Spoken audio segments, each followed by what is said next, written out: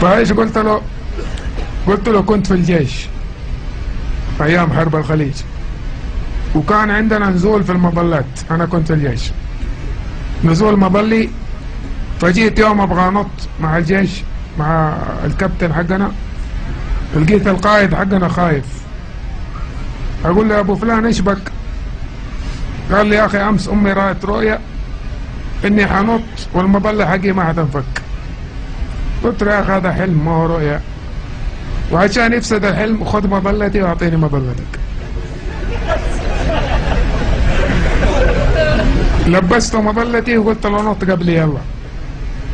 نط فك المظله انفكت، نطيت بعده فكيت المظله ما راضيه تنفك، اسحب الاستبنه وما راضي ينسحب، نزلت مهوي من جنب القائد، هذا يناديني القائد يقول لي عبد الله فين رايح؟ قلت له رايح اتفاهم مع امك.